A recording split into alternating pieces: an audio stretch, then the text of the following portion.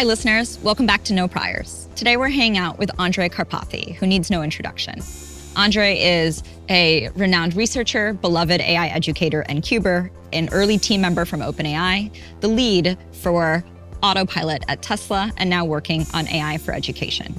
We'll talk to him about the state of research, his new company, and what we can expect from AI. Thanks a lot for joining us today. It's great to have you here. Thank you. I'm happy to be here. You led Autopilot at Tesla, and now we actually have fully self-driving cars, passenger vehicles on the road. How do you read that in terms of where we are in the capability set, how quickly we should see increased capability or pervasive passenger vehicles? So I spent maybe 5 years in the self-driving space. I think it's a fascinating space.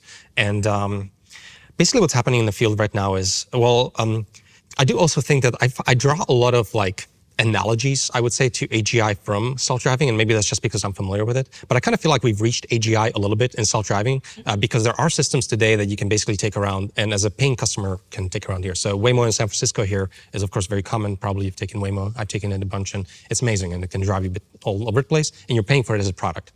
What's interesting with Waymo is the first time I took Waymo was actually a decade ago, almost exactly, 2014 or so. And it was a friend of mine who worked there, and he gave me a demo. And it drove me around the block 10 years ago. And it was basically a perfect drive 10 years ago. And it took 10 years to go from a demo that I had to a product I can pay for that's in a city scale and is expanding, et cetera. How much of that do you think was regulatory versus technology? When do you think the technology was ready? Is it recent? I think it's technology. You're just not seeing it in a single demo drive of 30 minutes. You're not running into all the stuff that they had to deal with for a decade. And so demo and product, there's a massive gap there. And I think a lot of it also regulatory, et cetera. But I do think that we've sort of achieved AGI in the self-driving space in that sense a little bit. And yet, I think what's really fascinating about it is the globalization hasn't happened at all. So you have a demo and you can take it in SF, but the world hasn't changed yet. And that's going to take a long time. And so going from a demo to an actual globalization of it, I think there's a big gap there. That's how it's related, I would say, to AGI, because I suspect it will look in a similar way for AGI when we sort of get it. And then staying for a minute in the self-driving space, I think people think that Waymo is ahead of Tesla. I think personally Tesla is ahead of Waymo, and I know it doesn't look like that, but I'm still very bullish on Tesla and its self-driving program. I think that Tesla has a software problem, and I think Waymo has a hardware problem, is the way I put it. And I think software problems are much easier. Tesla has a deployment of all these cars on Earth, at scale. And I think Waymo needs to get there. And so the moment Tesla sort of gets to the point where they can actually deploy this and it actually works, I think it's going to be, really incredible. The latest builds I just drove yesterday, it's just driving me all over the place now. They've made really good improvements, I would say, very recently. Yeah, I've been using it a lot recently, and it actually works quite well. So. It did some miraculous driving for me yesterday, so I'm very impressed with what the team is doing. And so I still think that Tesla mostly has a software problem, Waymo mostly hardware problem. And so I think Waymo looks like it's winning kind of right now, but I think when we look in 10 years and who's actually at scale and where most of the revenue is coming from, I still think they're ahead in that sense. How far away do you think we are from the software problem turning the corner in terms of getting to some equivalency? Because obviously, to your point, if you look at a Waymo car, it has a lot of very expensive LiDAR and other sort of sensors built into the car so it can do what it does. It sort of helps support the software system. And so if you can just use cameras, which is the Tesla approach, then you effectively get rid of enormous costs / complexity, and you can do it in many different types of cars. When do you think that transition happens? In the next few years, I'm hoping something like that. But actually what's really interesting about that is I'm not sure that people are appreciating that Tesla actually does use a lot of expensive sensors. They just do it at training time. So there are a bunch of cars that drive around with LiDARs. They do a bunch of stuff that doesn't scale, and they have extra sensors, et cetera. And they do mapping and all this stuff. You're doing it at training time, and then you're distilling that into a test time package that gets deployed to the cars and is vision only.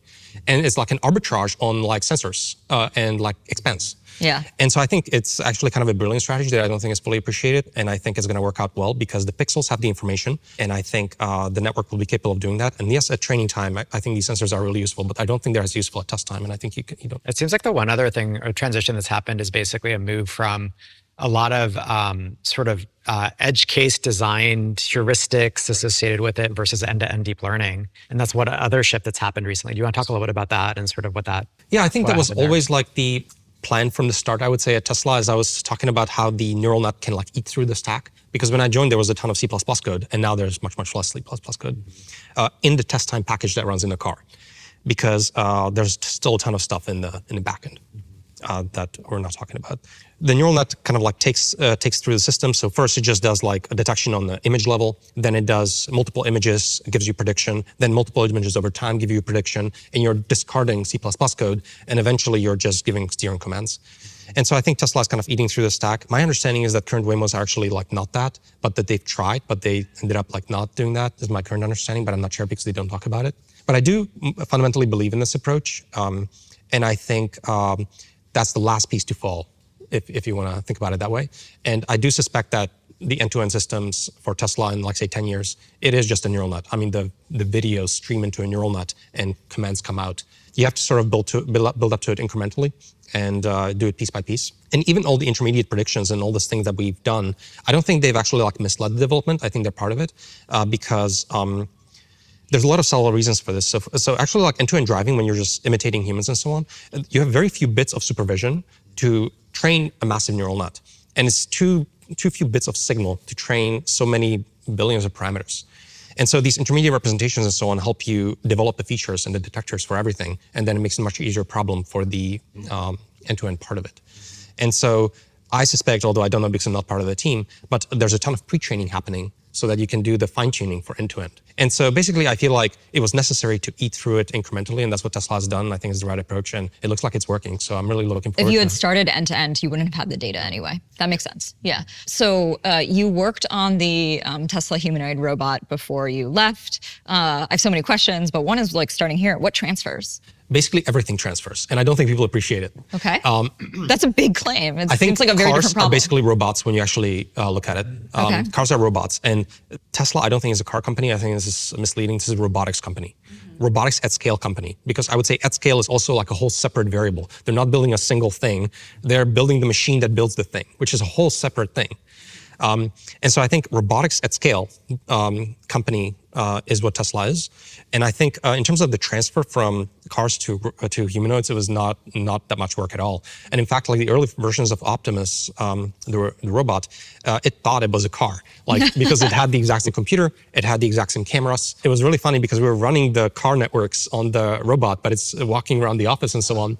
Oh, amazing. And like it's trying to like recognize drivable space, but it's all just walking space now, I suppose. But it actually kind of like generalized a little bit, and there's some fine tuning necessary and so on. But it thought it was driving, but it's actually like moving through an environment. Is a reasonable way to think of this as like, actually, it's a robot, many things transfer, but you're just missing, for example, actuation and action data? Yeah, you definitely miss some components. And the other part I would say is like so much transfers. Like the speed with which Optimus was started, I think to me was very impressive, because the moment Elon said we're doing this, people just showed up with all the right tools, and all the stuff just showed up so quickly, and all these CAD models and all the supply chain stuff. And I just felt like, wow, there's so much in-house expertise for building robotics at Tesla, and like it's all the same tools, and they're just like, okay, they're being reconfigured from a car, like a Transformer, the movie. They're just being reconfigured and reshuffled, but it's like the same thing. And you need all the same components. You need to think about all the same kinds of stuff, both on the hardware side, on the scale stuff, and also on the brains. And so for the brains, there was also a ton of transfer, not just of the specific networks, but also all of the approach and the labeling team and how it all coordinates and the approaches people are taking. I just think there's a ton of transfer. What do you think are the first application areas for humanoid robotics or human form stuff? I think a lot of people have this vision of it like doing your laundry, etc. I think that will come late. I don't think B2C should be the right start point, because I don't think we can have a robot like crush grandma, is how I put it, sort of. I think it's like too much legal liability. Yeah. It's just like, I don't think that's the right approach. But like a very torquey hug. I mean, it's just going to fall over or something like that. You know, like these things are not perfect yet, and they require some amount of work. So I think the best customer is yourself first. And I think probably Tesla's going to do this. I'm very bullish on Tesla, if people can tell. The first customer is yourself, and you incubate it in the factory and so on, doing maybe a lot of material handling, etc. This way, you don't have to create contracts working with third parties. It's all really heavy. There's lawyers involved, like, etc. You incubate it. Then you go, I think, B2B second. And you go to other companies that have massive warehouses. We can do material handling. We're going to do all this stuff. Contracts get drafted up. Fences get put around, all this kind of stuff. And then once you incubate in multiple companies, I think that's when you start to go into the B2C applications. I do think we'll see B2C robots also, like Unitree and so on are starting to come out with robots that I really want. Yeah. I got one. You did? Yeah. Okay. Yeah, the G1. Yeah. So I will probably buy one of those, and there's probably going to be an ecosystem of people building on those platforms too. But I think in terms of like what like wins at scale, I would expect that kind of a approach. But in the beginning, it's a lot of material handling. and then going towards more and more edge case things that are more specific. One that I'm really excited about is the Nat Friedman challenge of the leaf blower. Like I would love for an Optimus to walk down the street, like tiptoe down the street and like pick up individual leaves so that we don't need like leaf blowers. And I think this will work, and it's an amazing task. And so I would hope that that's one of the first applications. Or just even raking. Yeah, that should work too. Just very quietly. Yeah, just quiet raking. That's cute. They, I mean, they do actually have like a machine that's working. It's just not a humanoid. Can we talk about the humanoid thesis for a second? Because the simplest version of this is like the world is built for humans, and you build one set of hardware. The right thing to do is build a model that can do an increasing set of tasks in this set of hardware. I think there's another camp that believes like, well, like humans are not optimal for any given task, right? You can make them stronger or bigger or smaller or whatever, and why shouldn't we do superhuman things? Like, how do you think about this? I think people are maybe underappreciating the complexity of any fixed cost that goes into any single platform. I think there's a large fixed cost you're paying for any single platform. And so I think it makes a lot of sense to centralize that and have a single platform that can do all the things. I would say the humanoid aspect is also very appealing because people can teleoperate it very easily. And so it's a data collection thing that is extremely helpful because people will be able to obviously very easily teleoperate it. I think that's usually overlooked. There's, of course, the aspect you mentioned, which is like the world designed for humans, et cetera. So I think that's also important. I mean, I think we'll have some variations on the humanoid platform, but I think there is a large fixed cost to any platform. And then I would say also one last dimension of it is you benefit a ton from like the transfer learning between the different tasks. And in AI, you really want a single neural net that is multitasking, doing lots of things. That's where you're getting all the intelligence and the capability from. And that's also why language models are so interesting, is because you have a single regime, like a text domain, multitasking all these different problems, and they're all sharing knowledge between each other, and it's all coupled in a single neural net.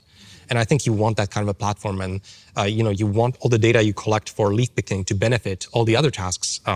If you're building a special purpose thing for any one thing, you're not going to benefit from a lot of the transferring between all the other tasks, if that makes sense. Yeah, I think there's one argument of like, it seems, I mean, the G1 is like 30 grand, right? But it seems hard to build a very capable humanoid robot under a certain BOM.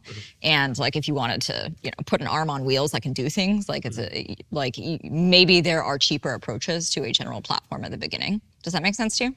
Cheaper approaches to a general platform. From a hardware perspective. Yeah, I think that makes sense. Yeah, you put a wheel on it instead of a feet, etc. I do feel like, I wonder if it's taking it down like a local minimum a little bit. I just feel like pick a platform, make it perfect is like the long-term pretty good bet. And then the other thing, of course, is like, I just think it will be kind of like familiar to people. And I think people will understand that maybe you want to talk to it. And I feel like the psychological aspect also of it, I think favors possibly the human platform, unless people are like scared of it and would actually prefer a platform that is more abstract of like some. But then I don't know if it's some kind of like an 8-wheel monster doing stuff, then I don't know if that's like more appealing or less appealing. It's kind of like, it's interesting that I think that the other form factor for the Unitree is a dog, right? And it's almost a more friendly or familiar. Yeah, but then people watch Black Mirror and suddenly the dog flips to like a scary thing. So it's hard to think through. I just think psychologically it will be easy for people to understand what's happening. And what do you think is missing in terms of technological milestones for progress relative to substantiating this future? For robotics robotics, yeah. Or the humanoid robot or anything else, human form. Yeah, I don't know that I have like a really good window into it. I do think that it is kind of interesting that like in a humanoid form factor, for example, for the lower body, I don't know that you want to do imitation learning from like demonstration, because for lower body, it's a lot of like inverted pendulum control and stuff like that. It's for the upper body that you need a lot of like teleoperation and data collection and end-to-end and et cetera. And so I think like everything becomes like very hybrid in that sense, and I don't know how those systems interact. When I talk to people working, they feel a lot of what they focus on is like actuation and manipulation and sort of digital manipulation and things like that. Yeah, I do expect in the beginning it's a lot of like teleoperation for getting stuff off the ground and then imitating it and getting something that works 95% of the time, and then talking about human to robot ratios and gradually having people who are supervisors of robots instead of doing the task directly, and all this kind of stuff is going to happen over time and pretty gradually. I don't know that there's like any individual impediments that I'm like really familiar with. I just think it's a lot of grunt work. A lot of like the tools are available. And transformers are this beautiful like blob of tissue. You can just get just arbitrary tasks, and you just need the data. You need to put it in the right form. You need to train it. You need to experiment with it. You need to deploy it, iterate on it. That's just a lot of grunt work. I don't know that I have a single individual thing that is like holding us back technically. Where are we in the state of large blob research? Large blob research? Yeah. We're in a really good state. So I think, I'm not sure if it's fully appreciated, but like the transformer is like much more amazing. It's not just another neural net. It's like an amazing neural net, extremely general. So for example, when people talk about the scaling laws in neural networks, the scaling laws are actually to a large extent a property of the transformer. Before the transformer, people were playing with LSTMs and stacking them, etc. You don't actually get like clean scaling laws, and this thing doesn't actually train and it doesn't actually work. It's the transformer that was the first thing that actually just kind of like scales, and you get scaling laws and everything makes sense. So it's this like general purpose training computer. I think of it as kind of a computer, but it's like a differentiable computer. And you can just give it inputs and outputs and billions of it, and you can train with backpropagation. It actually kind of like arranges itself into a thing that does the task. And so I think it's actually kind of like a magical thing that we've stumbled on in the algorithm space. And I think there's a few individual innovations that went into it. So you have the residual connections, that was a piece that existed. You have the layer normalizations, that needs to slot in. You have the attention block. You have the lack of these like saturating nonlinearities like 10Hs and so on. Those are not present in the transformer because they kill gradient signals. So there's 4 or 5 innovations that all existed and were put together into this transformer. And that's what Google did with their paper. And this thing actually trains. And suddenly you get scaling laws, and suddenly you have like this piece of tissue that just trains to a very large extent. And so it was a major unlock. You feel like we are not near the limit of that unlock, right? Because I think there is a discussion of course, like the data wall and how expensive another generation of scale would be. Like, how do you think about that? That's where you start to get into, like, I don't think that the neural network architecture is like holding us back fundamentally anymore. It's like not the bottleneck, whereas I think before Transformer it was a bottleneck, but now it's not the bottleneck. But so now we're talking a are. lot more about what is the loss function, what is the data set. We're talking a lot more about those, and those have become the bottlenecks almost. It's not the general piece of tissue that reconfigures based on whatever you want it to be. And so that's where I think a lot of the activity has moved. And that's why a lot of the companies and so on who are applying this technology, like they're not thinking about the transformer much. They're not thinking about the architecture. The Llama release, like the transformer hasn't changed that much. We've added the rope relative positional encodings. That's like the major change. Everything else doesn't really matter too much. It's like plus 3% on the small few things. But really, it's like rope is the only thing that's slotted in. And that's the transformer as it has changed since the last 5 years or something. So there hasn't been that much innovation on that. Everyone just takes it for granted, let's train it, etc. And then everyone's just innovating on the data set mostly and the loss function details.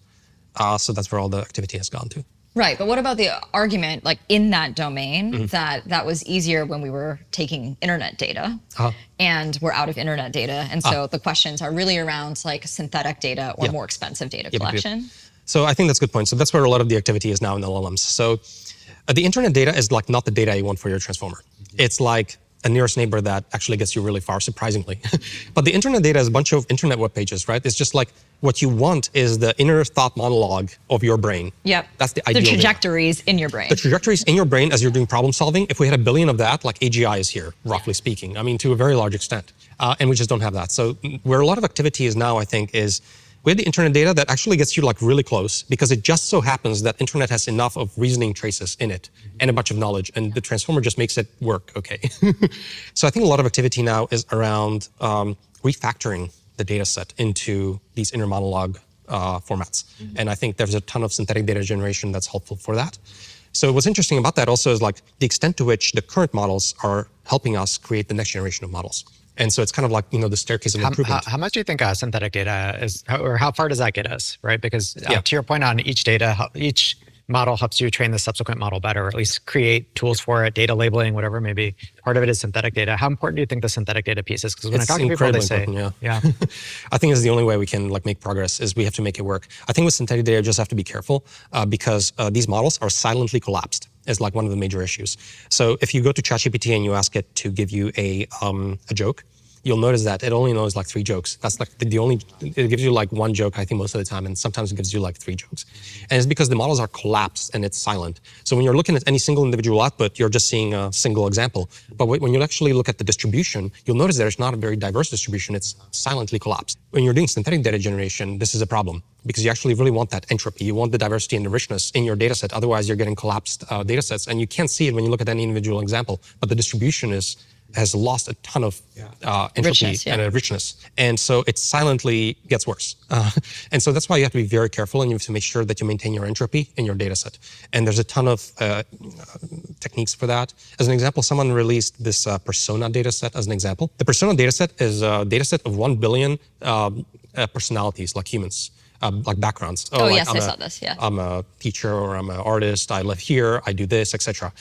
And it's like little paragraphs of like fictitious human background. And what you do when you do synthetic data generation is not only like, oh, complete this task and do it in this way, but also imagine you're describing it to this person, and you put in this information, and now you're forcing it to explore more of the space, and you're getting some entropy. So I think you have to be just very careful to inject the entropy, maintain the distribution, and that's the hard part that I think maybe people aren't like sufficiently appreciating as much in general. So I think basically synthetic data, absolutely the future. We're not going to run out of data, is my impression. I just think you have to be careful. What do you think we are learning now about human cognition from this research? I don't know if we're learning. One could much argue that like figuring out the shape of reasoning traces we want, for example, is instructive to actually understanding how the brain works. I would be careful with those analogies, but in general, I do think that it's a very different kind of thing. But I do think that there are some analogies you can draw. So as an example, I think transformers are actually better than the human brain in a bunch of ways. I think they're actually a lot more efficient system. And the reason they don't work as good as the human brain is mostly a data issue, roughly speaking, is the first order approximation, I would say. And actually, like as an example, like transformer memorizing sequences is so much better than humans. Like if you give it a sequence and you do a single forward-backward pass in that sequence, then if you give it the first few elements, it will complete the rest of the sequence. It memorized that sequence. And it's so good at it. If you gave a human a single presentation of a sequence, there's no way that you can remember that. And so the transformers actually, I do think there's a good chance that the gradient based optimization, the forward-backward update that we do all the time for training neural nets, is actually more efficient than the brain in some ways. And these models are better. They're just not yet ready to shine. But in a bunch of cognitive sort of aspects, I think they might come out. With the right inputs, they will be better. That's generically true of computers, though, for all sorts of applications, right? And including I think memory, to your point. Yeah, exactly. And I think human brains just have a lot of constraints. You know, the working memory is very small. I think transformers have a lot bigger working memory, and this will continue to be the case. They're much more efficient learners. The human brains function under all kinds of constraints. It's not obvious that the human brain uses backpropagation, right? It's not obvious how that would work. It's a very stochastic sort of dynamic system. It has all these constraints it works under, so ambient conditions, etc. So I do think that what we have is actually potentially better than the brain, and it's just not there yet. How do you think about human augmentation with different AI systems over time? Do you think that's a likely direction? Do you think that's unlikely? Augmentation? Augmentation of people with AI models. Oh, of course. I mean, but in what sense maybe? I think in general, absolutely. Because I mean, there's the abstract version of it you're using as a tool. That's the external version. There's the, the merger scenario that, a lot of people end up talking about. Yeah. I mean, we're already kind of merging. The thing is, like, there's the I/O bottleneck. Sure. But for the most part, at your fingertips, if you have any of these models, you're but that's a little them. bit different because, I mean, people have been making that argument for, I think, 40, 50 years where technological tools are just extension of human capabilities, right? Yeah, the computer is the bicycle for human mind, yeah, exactly. So, but there's a subset of the AI community that thinks that, for example, the way that we subsume some potential conflict with future AI or something else would be through some form of like the Neuralink pitch, etc. Exactly. Yeah, I don't know what this merger looks like yet, but I can definitely see that you want to decrease the I/O to tool use.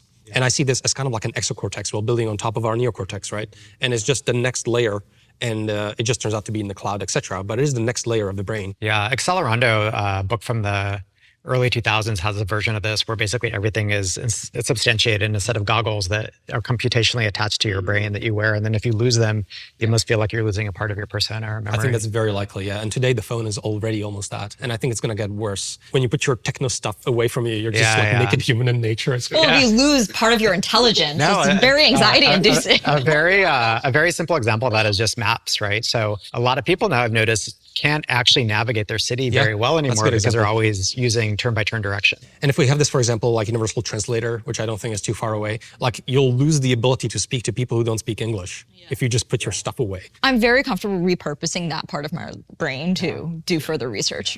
I don't know if you saw the video of like the kid that's has a magazine and is trying to like swipe on the magazine. Yes. What's fascinating to me about it is like this kid doesn't understand what comes with nature and what's technology on top of the nature. Because it's made so transparent. And I think this might look similar where people will just start assuming the tools. And then when you take them away, you realize like, I guess like people don't know what's technology and what's not. If you're wearing this thing that's always translating everyone or like doing stuff like that for you, then maybe people like lose the Its basic cognitive abilities may not exist. Yeah. But I think exist. Yeah. It's like, whoa, like by nature. Or like, yeah. We're going to specialize. You can't understand people who speak Spanish? Like, Yeah. what the hell? Or like when you go to objects, like in Disney, all the objects are alive. And I think we are going to potentially come to that kind of a world where why can't I talk to things? Like already today, you can talk to Alexa and you can ask her for things and so on. Yeah. Yeah, I've seen some toy companies like that where they're basically trying to embed an LLM in a toy so that can interact with a child. Yeah, like, isn't it strange that when you go to a door, you can't just say open? Like, what the hell? Yeah. Another favorite example of that, I don't know if you saw either Demolition Man or iRobot. People make fun of the idea that you can't just talk to things and what the hell. If we're talking about a exocortex, that feels like a pretty fundamentally important thing to democratize access to. How do you think like the current market structure of what's happening in LLM research? There's a small number of large labs that actually have a shot at the next generation progressing training. Like, how does that translate to what people have access to in the future? So what you were kind of alluding to maybe is the state of the ecosystem, right? So we have kind of like an oligopoly of a few closed platforms, and then we have an open platform that is kind of like behind, so like Meta, Llama, etc. And this is kind of like mirroring the open source kind of ecosystem. I do think that when this stuff when we start to think of it as like an exocortex, so there's a saying in crypto, which is like, not your keys, not your tokens. Yeah. Like, is it the case that if it's like not your weights, not your brain? That's interesting because a company is effectively controlling your exocortex and therefore a big part of it starts to feel kind of invasive. If this is my exocortex, I think people will care much more about ownership. Yes. Like you realize you're renting your brain. Like it seems strange to rent your brain. The thought experiment is like, are you willing to give up ownership and control to rent a better brain? Because I am. Yeah. So I think that's the trade-off. I think we'll see how that works, but maybe it's possible to like, by default, use the closed versions because they're amazing, but you have a fallback in various scenarios. And I think that's kind of like the way things are shaping up today even, right? Like when APIs go down on some of the closed source providers, people start to implement fallbacks to like the open ecosystems, for example, that they fully control and they feel empowered by that, right? So maybe that's just the extension of what it will look like for the brain, is you fall back on the open source stuff, should anything happen, but most of the time you actually... So it's quite important that the open source stuff continues to progress. I think so, 100%. And this is not like an obvious point or something that people maybe agree on right now, but I think 100%. I guess one thing I've been wondering about a little bit is what is the smallest performant model that you can get to in some sense, either in parameter size or however you want to think about it? And so I'm a little bit curious about your view, because you've thought a lot about the distillation, small models, I think it can be surprisingly small. And I do think that the current models are wasting a ton of capacity remembering stuff that doesn't matter.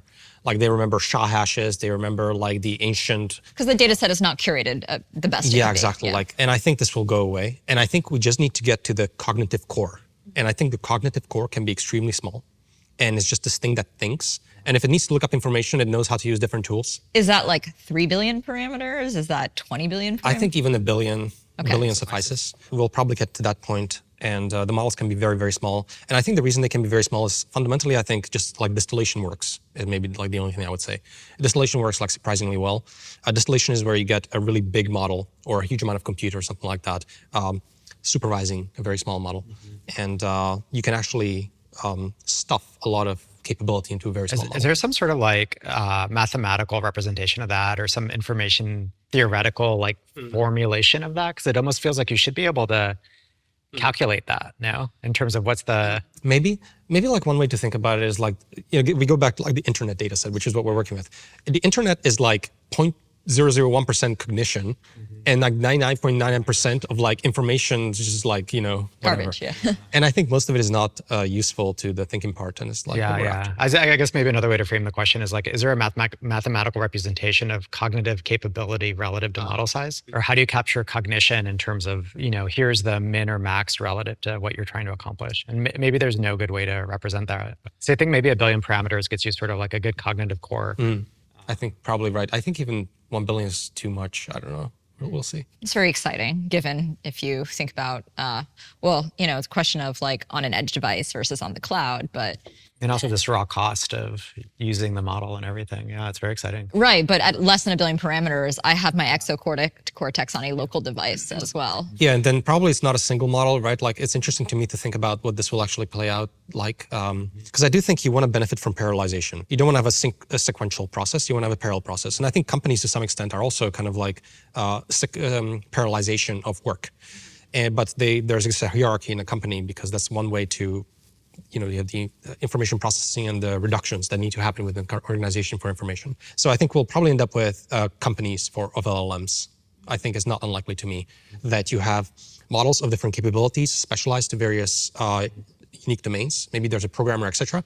And it will actually start to resemble companies to a very large extent. So the programmer and the program manager and similar kinds of roles of LLMs working in parallel and coming together and orchestrating computation on your behalf. So maybe it's not correct to think about. It's more like a swarm.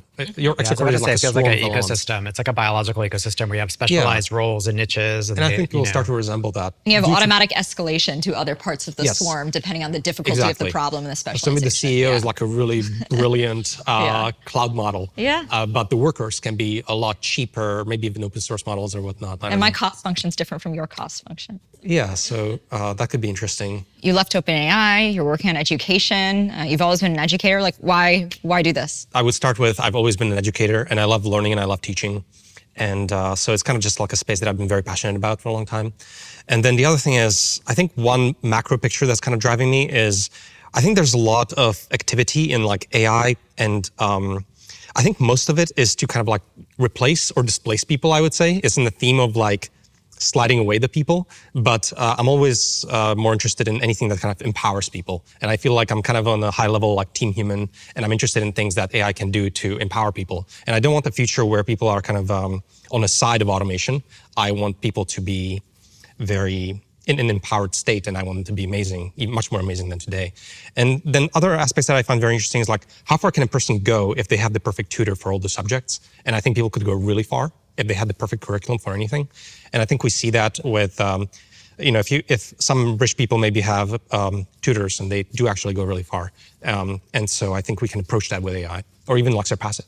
There's very clear literature on that actually from the 80s, right? Where one-on-one tutoring, I think, helps people get one standard deviation better than Bloom. More. Is it two? Yeah, it's the Bloom stuff. Yeah, exactly. Yeah. There's a lot of really interesting precedents on that. How do you actually view that as substantiating through the lens of AI, or what's the first types of products that will really help with that? Or, because there's books like The Diamond Age where they talk about the Young Ladies Illustrated Primer and all that kind of stuff. So I would say I'm definitely inspired by aspects of it. So like in practice, what I'm doing is trying to currently build a single course, and I want it to be just like the course you would go to if you want to learn AI. I think the problem with basically is like, I've already taught courses, like I taught 231N at Stanford, and that was the first deep learning class and was pretty successful. But the question is like, how do you actually like really scale these classes? Like, how do you make it so that your target audience is maybe like 8 billion people on Earth? And they're all speaking different languages and they're all different capability levels, etc. So and a single teacher doesn't scale to that audience. And so the question is, how do you use AI to sort of like do the scaling of a really good teacher? And so the way I'm thinking about it is the teacher is kind of doing a lot of the course creation and the curriculum, because currently at the current AI capability, I don't think the models are good enough to create a good course, but I think they're good to become the front end to the student and interpret the course to them.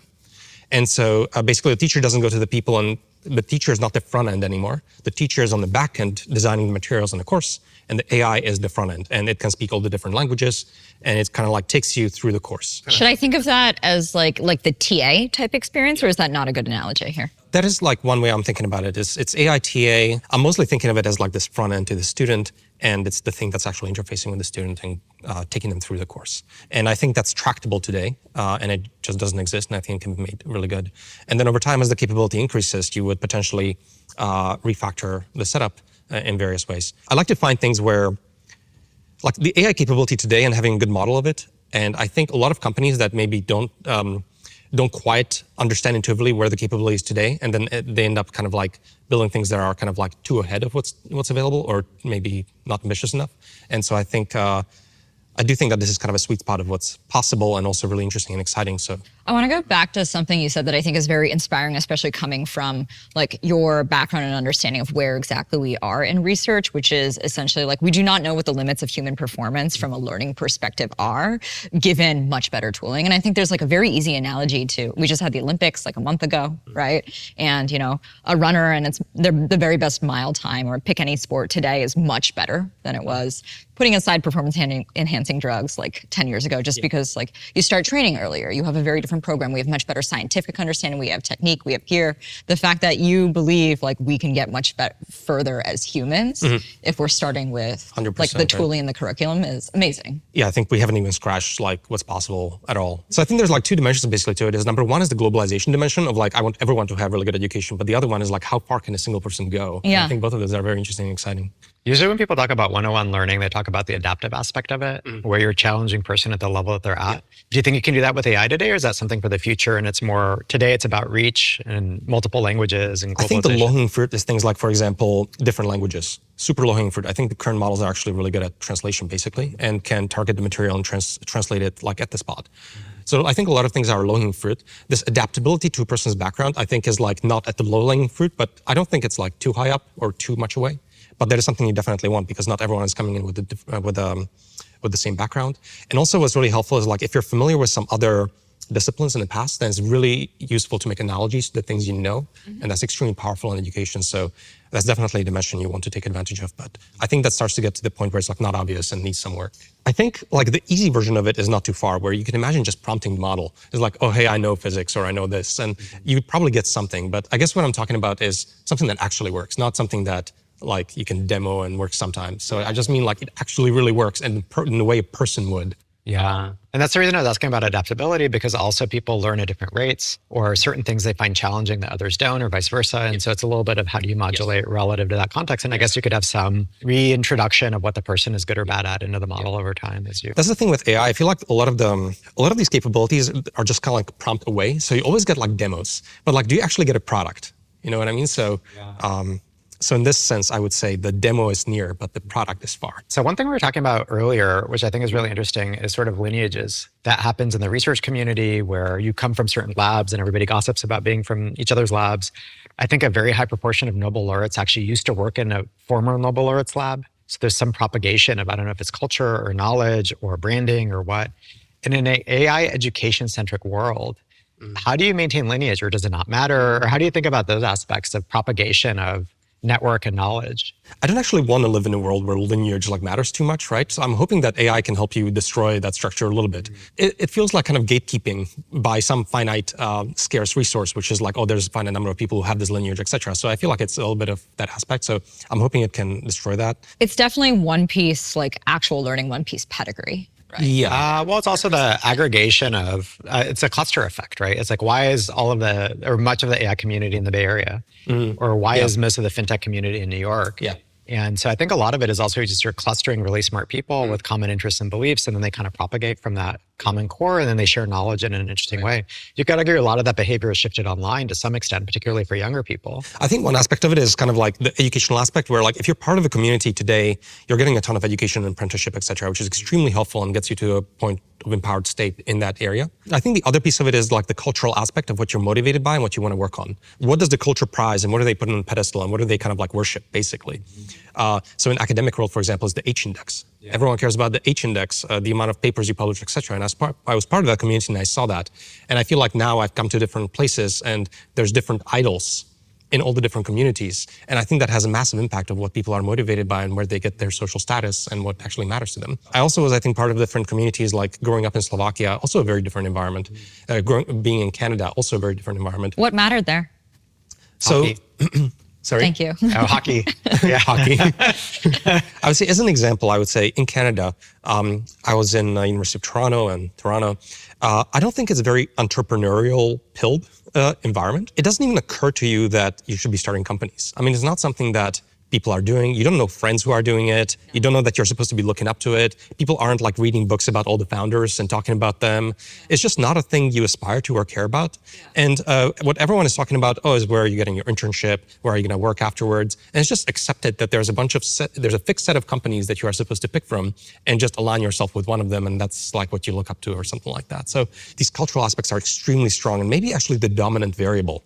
Because I almost feel like today already the education aspects I think are the easier one, like a ton of stuff is already available, etc. So I think mostly it's a cultural aspect that you're part of. So on this point, like one thing you and I were talking about a few weeks ago is, and I think you also posted online about this, there's a difference between learning and entertainment. And learning is actually supposed to be hard. And I think it relates to this question of like, status and what like, status is a great motivator, like who the idol is. How much do you think you can change in terms of motivation through systems like this, if that's like a blocking factor? Are you focused on give people the resources such that they can get as far as possible in the sequence for their own capability as they can, like further than any other point in history, already inspirational? Or do you actually want to change how many people want to learn? Or at least bring themselves down the path. Want is a loaded word. I would say I want to make it much easier to learn. And then maybe it is possible that maybe people don't want to learn. I mean, today, for example, people want to learn for practical reasons, right? Like they want to get a job, etc., which makes total sense. So in a pre-AGI society, education is useful, and I think people will be motivated by that because they're climbing up the ladder economically, etc. But in the post-AGI society, we're just all going to be post-AGI society. Yeah. I think education is entertainment to a much larger extent, including like successful outcomes education, right? Not just letting the content wash over you. Yes, I think so. Outcomes being like understanding, learning, being able to contribute new knowledge, or however you define it. I think it's not an accident that if you go back 200 years, 300 years, the people who were doing science were nobility or people of wealth. We will all be nobility learning with Andrej. Yeah. I do think that I see it very much equivalent to your quote earlier. I feel like learning something is kind of like going to the gym, but for the brain, right? Like it feels like going to the gym. I mean, going to the gym is fun. People like to lift, etc. Some people don't go to the gym. No. Some people do, but it takes effort. Yeah, it takes effort, but it's effortful, but it's also kind of fun, and you also have a payoff. Like you feel good about yourself in various ways, right? And I think education is basically equivalent to that. So that's what I mean when I say education should not be fun, etc. I mean, it is kind of fun, but it's like a specific kind of fun, I suppose, right? I do think that maybe in a post-AGI world, what I would hope happens is people actually, they do go to the gym a lot, not just physically, but also mentally, and is something that we look up to as being highly educated and also, just. Can I ask you one last question about Eureka, just because I think it'll be interesting to people? Who is the audience for the first course? The audience for the first course, I'm mostly thinking of this as like an undergrad level course. So if you're doing undergrad in a technical area, I think that would be kind of the ideal audience. I do think that what we're seeing now is we have this antiquated concept of education where you go through school and then you graduate and go to work, right? Obviously, this will totally break down, especially in a society that's turning over so quickly. But people are going to come back to school a lot more frequently as the technology changes very, very quickly. So it is kind of like undergrad level, but I would say like anyone at that level at any age is kind of like in scope. I think it will be very diverse in age, as an example, but I think it is mostly like people who are technical and mostly actually want to understand it to a good amount. When can they take the course? I was hoping it would be late this year. I do have a lot of distractions that are piling on, but I think probably early next year is kind of like the timeline. Yeah, I'm trying to make it very, very good, it just takes time to get there. So. I have one last question, actually, that's pseudo related to that. If you have little kids today, what do you think they should study in order to have a useful future? There's a correct answer in my mind. And the correct answer is mostly I would say math, physics, CS kind of disciplines. And the reason I say that is because I think it helps for just thinking skills. It's just like the best thinking skill core is my opinion. And of course I have a specific background, etc. So I would think this, but that's just my view on it. I think me taking physics classes and all these other classes just shaped the way I think. And I think it's very useful for problem solving in general, etc. And so if we're in this world where pre-AGI, this is going to be useful. Post-AGI, you still want empowered humans who can function in any arbitrary capacity. And so I just think that this is just the correct answer for people and what they should be doing and taking. And it's either useful or it's good. And so I just think it's the right answer. And I think a lot of the other stuff you can tack on a bit later. But the critical period where people have a lot of time and they have a lot of kind of attention and time, I think it should be mostly spent on doing these kinds of symbol manipulation heavy tasks and workloads, not memory heavy tasks and workloads. Yeah, I did a math degree and I felt like there was a new groove being carved into my brain as I was doing that. And it's a harder groove to carve later. And I would, of course, put in a bunch of other stuff as well. Like, I'm not opposed to all the other disciplines, etc. I think it's actually beautiful to have a large diversity of things, but I do think 80% of it should be something like this. One, we're not efficient memorizers compared to our tools. Thank you for doing this. Yeah, it's so much fun. Amazing. Thanks. Yes, it's great to be here. Find us on Twitter at NoPriorsPod. Subscribe to our YouTube channel if you want to see our faces. Follow the show on Apple Podcasts, Spotify, or wherever you listen. That way you get a new episode every week. And sign up for emails or find transcripts for every episode at no-priors.com.